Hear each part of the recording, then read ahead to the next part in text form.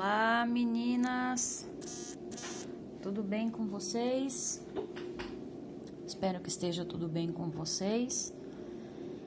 E nós estamos aqui para gravar a nossa nova aula, né? Nossa próxima aula, dando continuidade aí à nossa matéria de hematologia.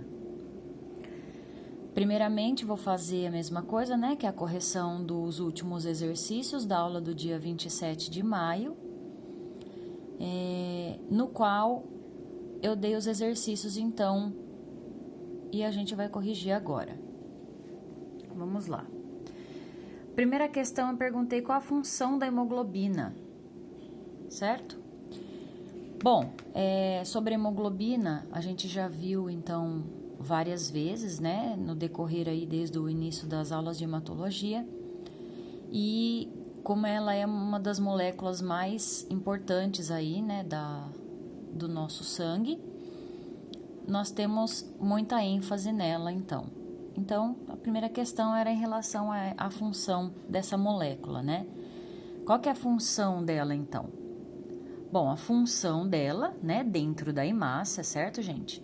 É ligar-se, então, ao oxigênio, certo? Levar ele e deixá-los eles nos tecidos, tá? Deixá-los, as moléculas de oxigênio, tá? Então, ela pega o oxigênio e deixa nos tecidos, tá? É isso que a hemoglobina faz. E aí, ela também vai captar o gás carbônico e vai levar até os pulmões, tá? Pra gente expirar, soltando aí o gás carbônico e, novamente, inspirar o oxigênio e dar continuidade aí nesse ciclo, certo? Questão número 2. Deixa eu abaixar aqui. Questão número 2. Eu perguntei o que é 2,3 DPG, né? Que é o difosfoglicerato.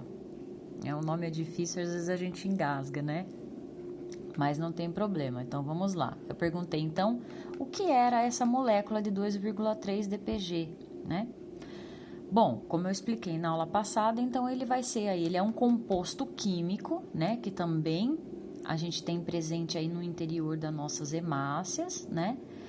E ela que vai fazer esse controle de afinidade, né? Da hemoglobina pelo oxigênio, tá? Lembra que eu até mostrei aquele gráfico, né, mostrando que pela afinidade dessa molécula ao oxigênio, né, é que nós temos aí mais ou menos oxigênio sendo levado, né, pelas hemácias, certo? Então, essa é a função dele também, tá? Ele vai controlar, então, a afinidade, então, da hemoglobina pelo oxigênio, ok? Aí eu perguntei assim na número 3. O que acontece, né, com o reagente Drabkin e o ferro da hemoglobina no sangue, né?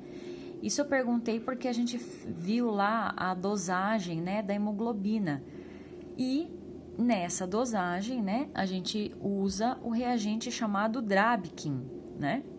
Então, por isso que eu fiz essa pergunta aqui do reagente Drabkin nessa dosagem, tá? Então, o que ele faz e o ferro da hemoglobina também, né? O que acontece com esses dois aqui para a gente poder fazer a dosagem. Então, a resposta é a seguinte. O reagente Drabkin, ele vai consistir numa solução de cianeto de potássio. Então, o reagente de Drabkin é uma solução, tá? É uma mistura de cianeto de potássio e de ferricianeto de potássio. Ok? Então, nesse reagente de Drabkin, nós temos esses dois compostos aqui, cianeto de potássio e ferricianeto de potássio. Ok, beleza.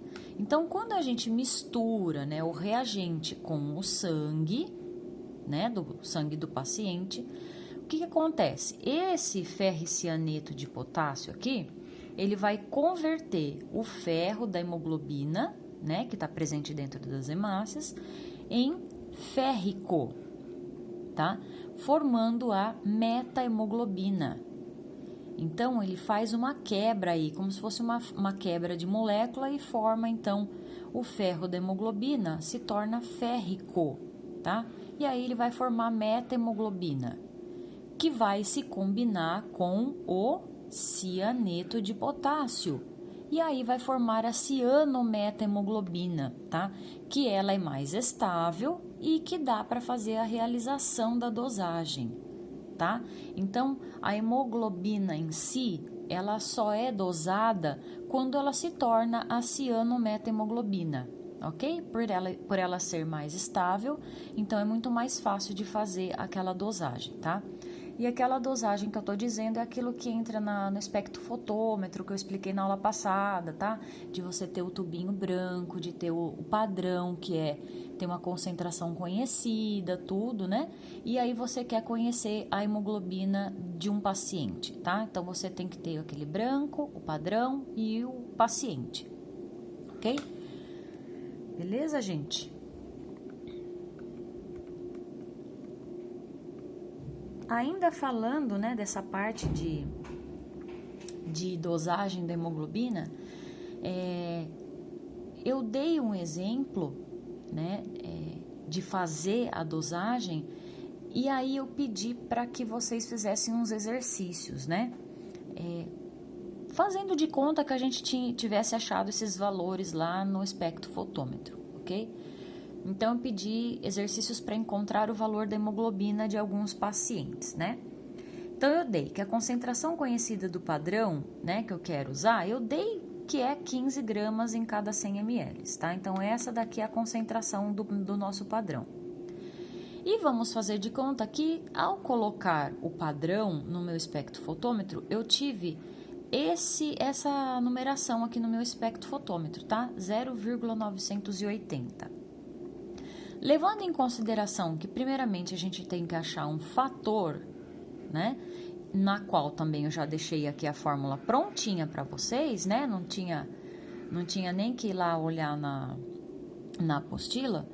O fator é igual à concentração do padrão dividido pela absorbância do padrão, né? No qual já estava aqui em cima os dois, certo?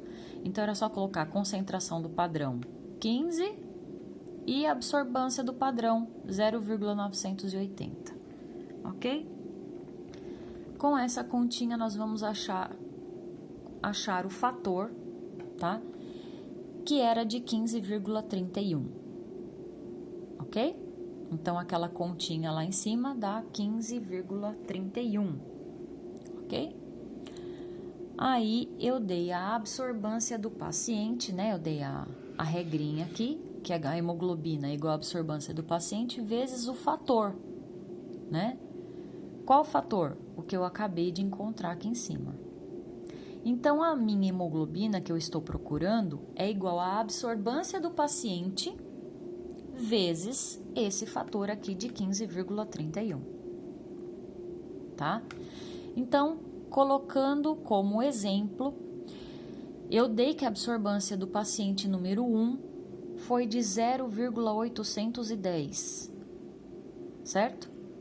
Quanto que é a minha hemoglobina? Então, eu vou até abrir aqui a calculadora, né? Que eu até tinha colocado aqui por causa da vírgula. Então, vamos lá, ó.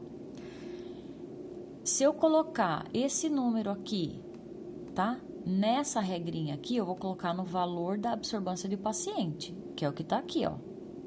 Certo? Então, eu vou fazer, minha hemoglobina é igual esse número aqui de 0,810 vezes o 1531.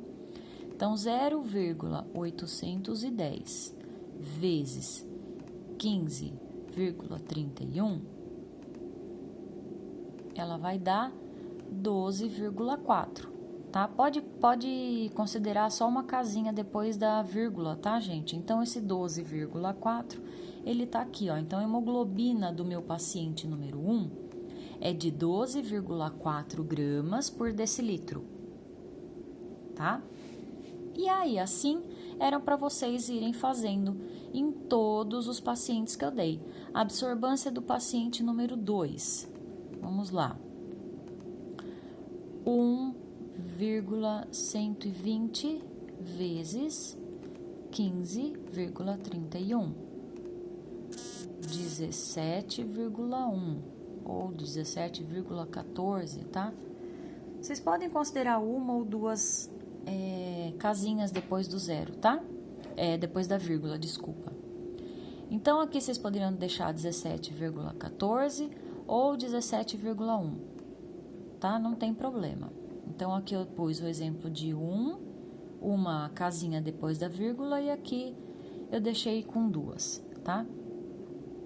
Como eu não tinha dito isso para vocês, né, que poderia considerar as casinhas, mas não tem problema. Uma ou duas casinhas depois da vírgula, vocês podem deixar. Aí, paciente número 3, eu disse que era 0,730 a absorvância do meu equipamento. Então, isso aqui, gente, para vocês entenderem o que é. Quando eu coloquei a minha amostra, o branco, no meu equipamento, zerei o meu equipamento, coloquei a absorvância do meu padrão, né? Para mim até conseguir fazer aquela regrinha lá em cima. Ele deu aquela numeração. Depois eu vou e coloco o sangue do meu paciente, ele vai dar para mim no espectrofotômetro esse número aqui, tá? Então, é esse número aqui que a gente vai procurar e colocar nessas regrinhas, ok? Para vocês não ficarem perdidas. Então, vamos lá. 0,730 vezes 15,31. Quanto que deu? 11,17, ok? Então, 11,17, ou se vocês... Desculpa, gente, ou se vocês quiserem também arredondar, vocês podem, como aqui tá mais que 5, né? Vocês podem arredondar até para 18 aqui, tá? Mas eu desconsiderei realmente as casinhas para lá e só peguei o número que apareceu aqui, tá, gente? Para não dar um monte de número diferente também, tá? Então, 11,17.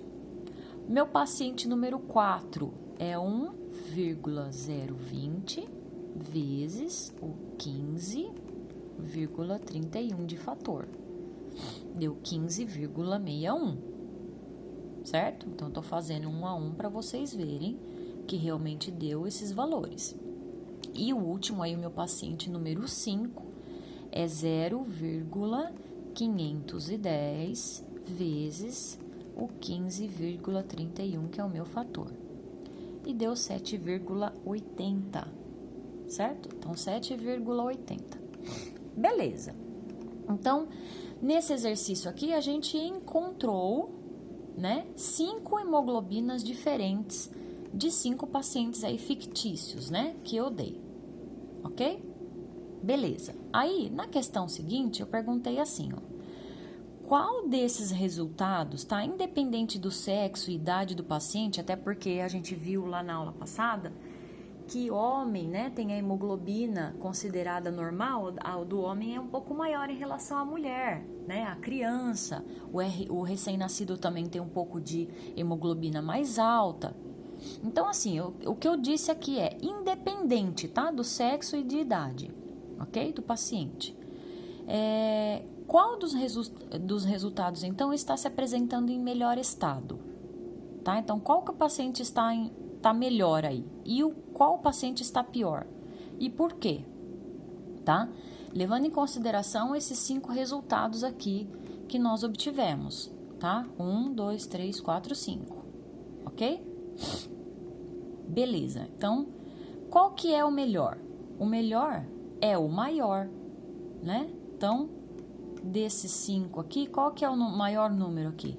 Esse aqui, de 17, tá? 17. Então, o paciente que está em melhor estado é o paciente número 2, com hemoglobina de 17,14 gramas por decilitro, tá? E qual que é o que está menor desses 5 aqui? 12, 17, 11, 15, 7. Esse aqui, menor número, 7, tá? Então, o paciente número 5 é o que se encontra em pior estado, vamos dizer assim, tá? A hemoglobina dele é a que está mais baixa. Então, o pior é o paciente número 5, com hemoglobina de 7,80 gramas por decilitro, ok? E por que? Eu estou perguntando também. Então, vamos lá. Por quê? Porque quanto maior a hemoglobina, né, que está dentro do valor de referência, então, se você... Eu vou até abrir lá, que eu até deixei aqui na tela, Aqui, ó. Então, se nós levarmos em consideração que das 4 idades que nós temos, a menor é 11, né? 14, 12, 11, 14. Então, 11 é a menor. E a maior é a dos recém-nascidos considerados ainda 19, tá? Então, eu disse assim, que não importava a idade do paciente, tá? Mas o que está dentro de valor de referência é de 11 a 19, tá? Considerado o quê? O normal, dentro de um grupo que não tem idade, tá? E nem sexo que eu disse, ok? Então, dentro do valor de referência, então, que seria 19, né? O paciente número 2 é o que está melhor, né? E dentro do valor de referência, que seria de 11 para cima, esse aqui está muito abaixo do valor de referência, certo? Então, quanto maior a hemoglobina, né, dentro do valor de referência, vai significar o quê? Que o paciente está em melhor estado de saúde, tá?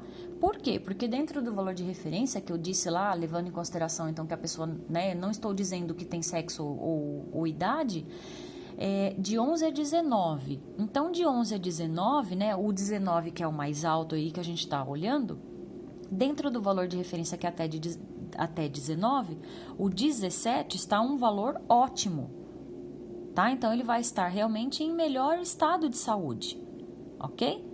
E o menor número pelo valor de referência seria o 11, né? E o 7 aqui está bem abaixo do valor de referência, ok? E, ó, do mesmo modo, a hemoglobina mais baixa indica a anemia. Então, se a gente levar em consideração também abaixo de 11, tá? É anemia, o que é que significa isso aqui? Quando o paciente está com uma hemoglobina de 7,8, vai querer dizer que ele está com uma anemia já até mais grave, ok? Então, vai indicar uma anemia, quanto mais baixa a hemoglobina, ainda mais quando está bem mais baixo do valor de referência, tá? Que seria o 11 que eu acabei de dizer. Beleza, gente? Deu para entender? Por isso que eu coloquei aqui, ó, independente de sexo e idade, tá? Então, era para vocês pegarem realmente o maior e o menor, tá? E dizer por que eles estariam em melhor ou pior estado, né? Lembra que eu falei que a hemoglobina tá juntamente ligada aí com a situação da anemia, né? Então, quanto maior a hemoglobina, sinal que a pessoa está com uma hemoglobina normal dentro do organismo e que ela não vai ter uma anemia. Mas se esse valor estiver baixo, aí a anemia se faz presente. Ok, meninas? Entenderam? Se vocês tiverem dúvida, depois vocês mandem para mim, ok? Depois que vocês assistirem o vídeo, pode deixar a pergunta lá no grupo do WhatsApp, ok? Beleza, então.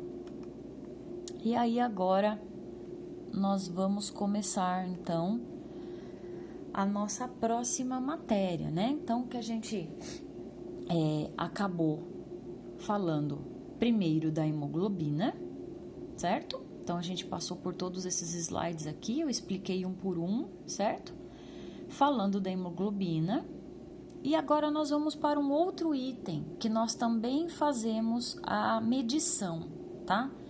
Ele está ligado também à hemoglobina, que é o hematócrito, tá? Então, um dos itens aí que o médico mais pede, né, realmente para verificar se o paciente tem ou não anemia, é a hemoglobina e o hematócrito, tá? Então, a hemoglobina, a gente sabe que é a molécula que se encontra presente dentro das hemácias, né, gente? Vocês lembram daquele desenho da molécula, né, que eu disse que tem até 250 milhões de moléculas de hemoglobina dentro de uma hemácia, né? Então, na aula passada, nós vimos a dosagem da hemoglobina, ou seja, das moléculas que estavam dentro da hemácia. Quanto de hemoglobina tinha nas hemácias, tá? Dentro das hemácias. Na aula de hoje, nós vamos ver o hematócrito, tá? É uma outra coisa que normalmente a gente faz a medição e que é muito importante também para que os médicos saibam se a pessoa tem anemia, certo? Então, vamos começar aí. Hematócrito. A quantidade de hemácias existente no sangue é um indicador de grande importância na avaliação clínica dos indivíduos, tá? Então, a sua expressão mais simples é o hematócrito, tá? Como assim? Então, assim, para o médico ter uma indicação, né, uma relação de quantas hemácias aquele paciente tem, né, se está normal o valor das hemácias naquele paciente, ele vai pedir hematócrito, ele vai olhar então esse dado aqui do hemograma, hematócrito. Por quê? Porque a quantidade de hemácias, tá, agrupadas dentro de um recipiente vai dizer para o médico se aquela relação de hemácias em relação ao sangue total está normal ou não, tá? O hematócrito de uma amostra de sangue é a razão entre o volume de eritrócitos, né, que é de hemácias, e o volume de sangue total, representando o percentual ocupado pelas hemácias no sangue. O que isso quer dizer? Então, agora a gente vai entender o que é o hematócrito, tá? Imagine, então, que nós temos o capilar. Lembra daquele vidrinho que a gente usou para fazer as lâminas de esfregaço? Aqueles vidros bem fininhos, né, que a gente puxa, coloca no sangue e o sangue vai subir por capilaridade, né? Por isso que ele chama capilar. É aquele vidrinho lá. Então, olha, aqui tem uma representação daquele vidrinho, ok? Então, quando eu peguei um tubo de sangue, eu homogeneizei aquele tubo de sangue e coloquei o capilar dentro daquele tubo de sangue. Então, o que aconteceu? O sangue fez assim, ó, entrou, tá? Aí eu tirei daquele tubo. Então, o que significa? Que eu tenho sangue da pessoa, né, até essa marcação aqui do meu capilar, tá? Lembrando que aqui é onde a gente estava segurando o capilar, tá? Então, aqui nós temos uma representação, assim, bem de desenhinho mesmo, para a gente conseguir entender. Então, o que a gente tem aqui dentro? A gente tem todo o sangue do paciente, com parte líquida e parte sólida, tá? E as hemácias, os leucócitos, as plaquetas vão estar todas aqui nadando, vamos dizer aqui, né? Nessa parte líquida do sangue, tá? Aí eu vou realizar o quê? Uma centrifugação daquele capilar, tá? Não sei se vocês vão lembrar, mas nas técnicas básicas de laboratório eu cheguei a mostrar para vocês a citocentrífuga, né? Que é a centrífuga dos capilares. Então, a gente vai fazer o fechamento, né, do fundo desse capilar. Aí, o fechamento pode ser com fogo, pode ser com massa, né, uma massinha. E realizar, então, o fechamento aqui para que não tenha o vazamento desse sangue, tá? E aí, nós ficamos com esse tubo, então, preenchido com o sangue, ok? Levamos a citocentrífuga, então, vamos centrifugar esse sangue. Para quê? Para a gente poder fazer a divisão, né?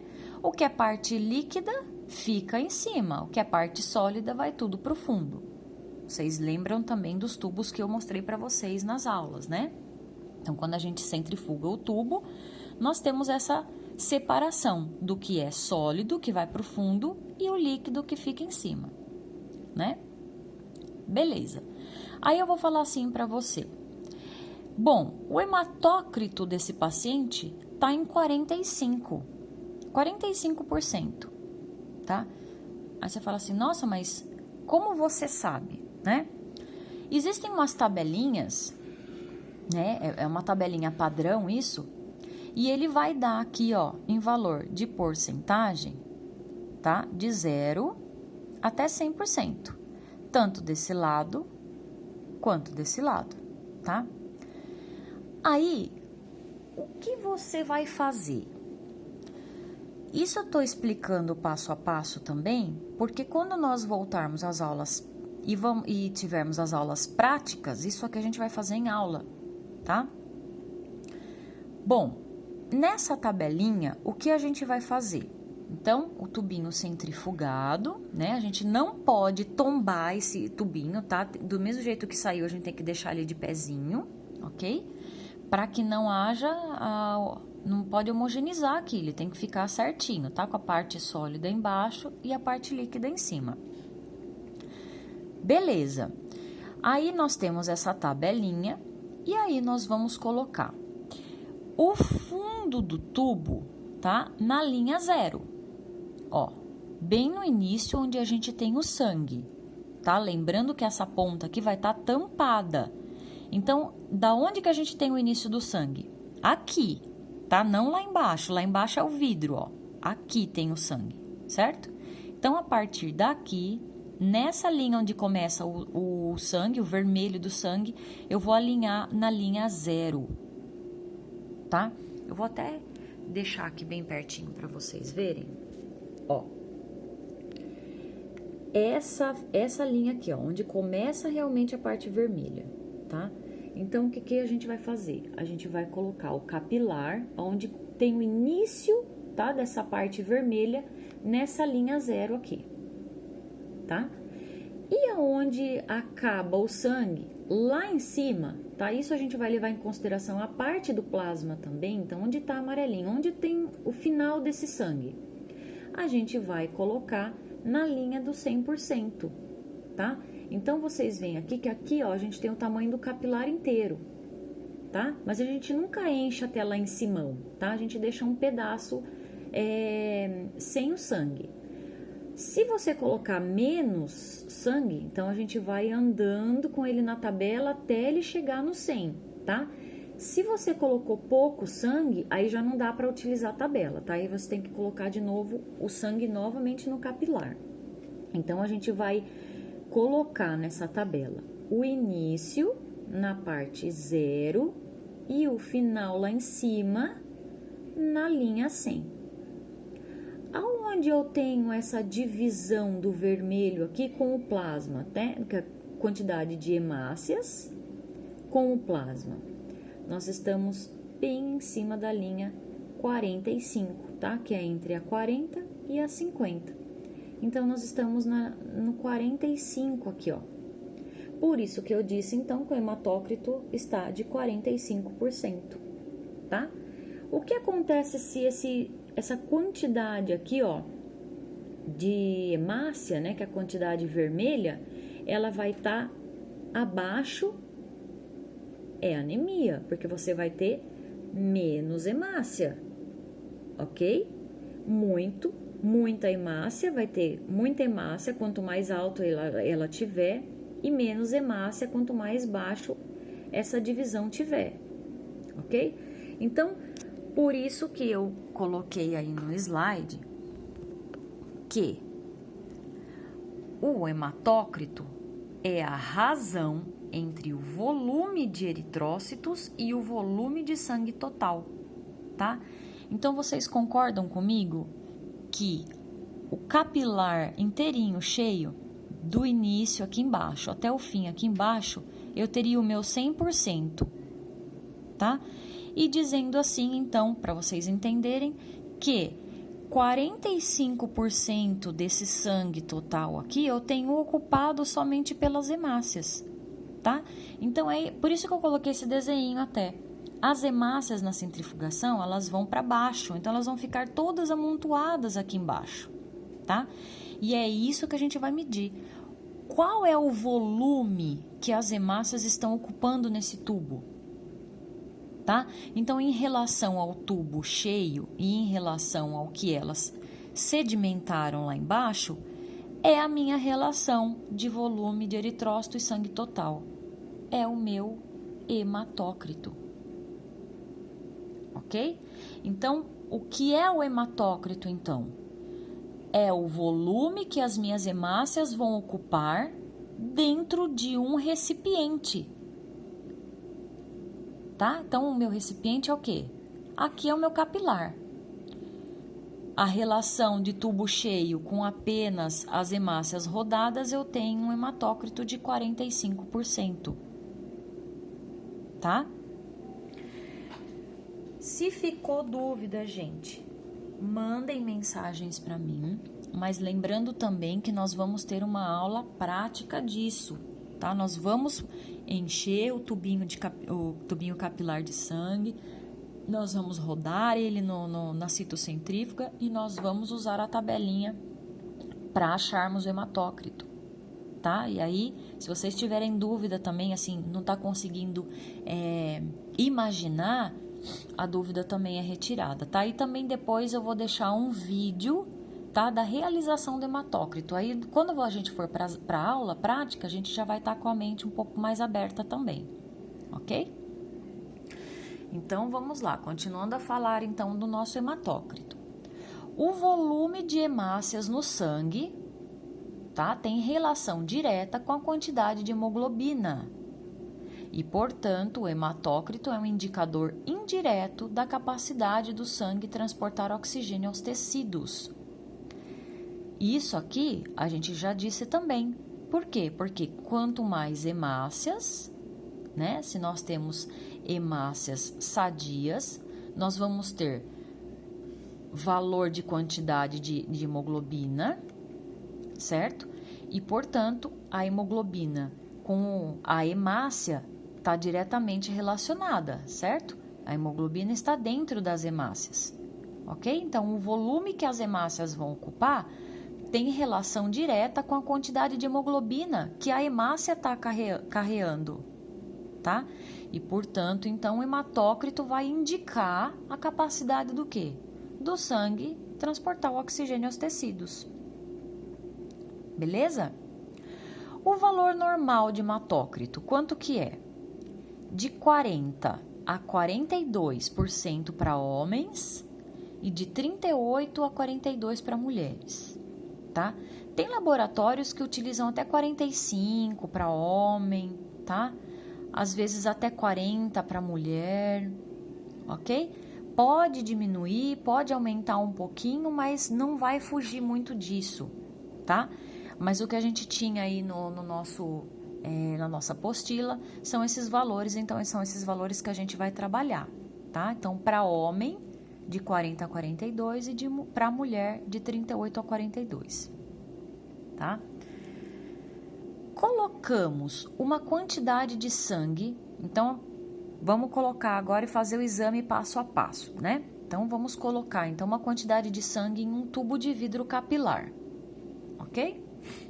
Então, coloquei aqui o meu sanguinho dentro desse capilar e fechei uma das extremidades, certo? Vamos centrifugar esse tubinho aí por 5 minutos. Quando a gente tirar, como que ele vai estar? Vai estar assim, ó, certo? Plasma em cima, hemácia embaixo e aqui aquela camada bem fininha de leucócito, né? Então, o que acontece quando a gente centrifuga? As células se depositam no tubo de acordo com a sua densidade. Então, as hemácias sempre vão para o fundo, tá? Então, elas pesam mais. Então, elas vão ficar na parte vermelha, toda lá do fundo do tubinho. Beleza. As hemácias se depositam no fundo do tubo, pois possuem maior peso, né? Elas são mais pesadas. E sobre elas vão se depositar uma finíssima camada de leucócito e plaquetas, né? Que é essa pelinha aqui em cima aqui. E na parte superior do tubo vai ficar o plasma, que é a nossa parte líquida, certo? Então, toda a nossa parte líquida vai lá para cima. Então, nós temos o plasma lá em cima, certo? Beleza. Aí, então, se considerarmos o volume que enche o nosso tubinho, né? Então, eu enchi o meu tubinho lá. Então, por exemplo, eu vou colocar uma quantidade no meu tubinho. Uma de vocês, na hora da aula, pode colocar um pouquinho a mais ou um pouquinho a menos, tá?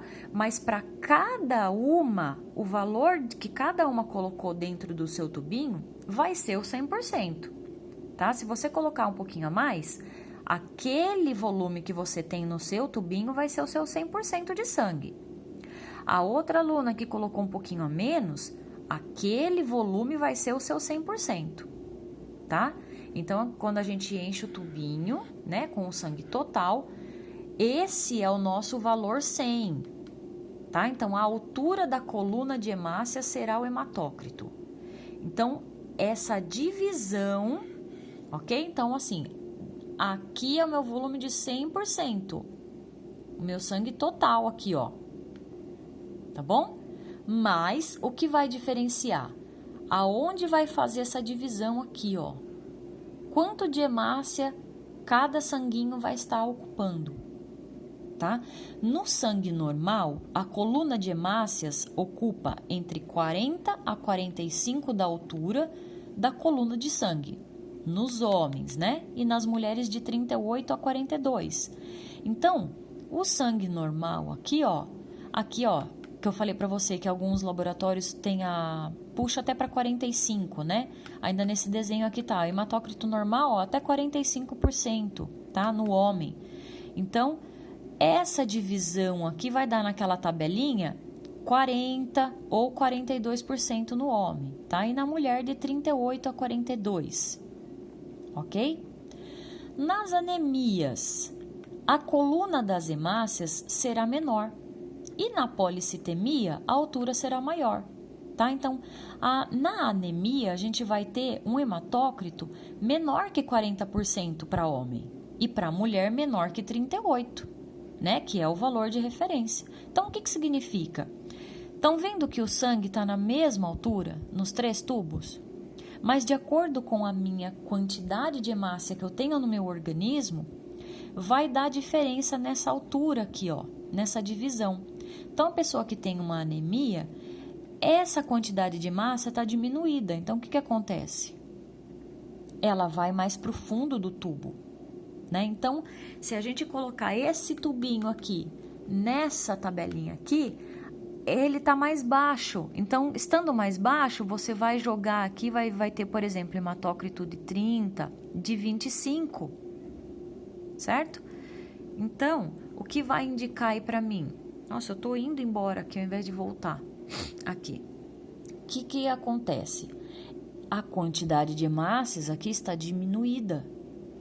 Tá? Eu tenho menos hemácia, eu vou ter menos hemoglobina, eu vou ter menos sangue transportando oxigênio para mim. Tá? Por isso que a anemia dá cansaço, a gente tem muito cansaço sem fazer quase nada, né? A gente não tem ânimo para fazer as coisas. Por quê? Porque o nosso tecido não está recebendo oxigênio devidamente. Tá? Então, os nossos músculos, os nossos órgãos, eles ficam mais deficientes, tá? Por falta de oxigênio, ok? Então, menor quantidade de hemácia, essa coluna tende a ir lá para baixo. E numa policitemia, por exemplo, né? Que é quando lá a nossa medula tem uma disfunção, né? Que a gente acaba tendo essa policitemia e que você produz muito mais hemácia do que é para a gente produzir, né? Então, essa é a policitemia. Policitemia é quando a gente tem a produção exagerada de alguma célula no organismo, né? E pode ser a hemácia aí, essa célula. Então, eu tenho policitemia, uma produção muito grande de hemácia. O que acontece com essa coluna? Ela sobe, porque eu tenho muito mais hemácia presente aqui do que o normal, tá? Quando elas se depositam no fundo, eu tenho uma coluna muito maior, ocupada só por hemácia, tá? E aí, na hora que a gente joga, então, esse tubinho aqui nessa tabela, ao invés de ficar em 45, ele passa de 50, ele vai para 55, ele vai para 60, ele sobe bem mais alto aqui, essa coluna vermelha aqui de hemácia, tá? Então, nós temos no hematócrito normal, tá? Uma coluna de valor, então, entre 38 para mulher até 42 e para homem de 40 até 42, tá? Vamos considerar 45 aqui, ok? Na anemia, menor do que 40 para homem, menor do que 38 para mulher, tá? Se nós temos um hematócrito mais baixo, nós estamos entrando na anemia e quanto mais baixo, mais a anemia é severa, tá? E numa coluna muito grande de hemácia, nós podemos ter aí uma policitemia, tá? Toda vez que der uma coluna alta, a pessoa tem policitemia? Não. Pode ser também que ela esteja, por exemplo, desidratada. Nós não temos um nível normal aqui também para termos de parte líquida do sangue? Então, se eu não bebo água, se, sei lá, aconteceu alguma coisa, eu fui privada de tomar líquidos, né? Essa coluna de parte líquida tende a diminuir. Ok? Então, pelo fato de ter uma diminuição de parte líquida, consequentemente a parte sólida vai subir. Tá? Então, a policitemia que eu dei aqui é um exemplo, né, de quando esse hematócrito tá alto. Ok? E aí nós temos a nossa regrinha também, tá? Então, olha, após a centrifugação de um tubo, contendo uma amostra com qualquer volume de sangue, nós vamos utilizar então a seguinte fórmula para o cálculo do hematócrito, tá? Sendo que HCT é o nosso hematócrito, tá? O CH é a altura da coluna da nossa hemácia. E o CT é a altura total da coluna de sangue centrifugado, tá? Então, nós vamos fazer a continha. O meu hematócrito é igual à minha altura de coluna vezes 100, dividido pela altura que deu a minha coluna de hemácia, tá? Isso aqui a gente faz, essa regrinha que a gente faz, quando a gente não utiliza essa tabelinha, tá? Antigamente, né, antes de usar essa tabelinha, a gente fazia o hematócrito em tubo normal. Sabe o tubinho de hemograma mesmo, tubo roxo? A gente centrifugava aquele tubinho lá mesmo. Então, a gente tinha que ter o valor dele, que você tá cheio de sangue total, a gente tinha que anotar o valor, centrifugar, anotar a altura que encontrou depois, para depois a gente ter o hematócrito, tá bom? Mas como a gente, né, tem essa tabelinha, então nós vamos fazer desse jeito aqui, ok? Deu para entender, gente?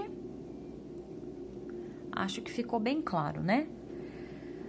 Porém, olha, os laboratórios dispõem de réguas calibradas, ó.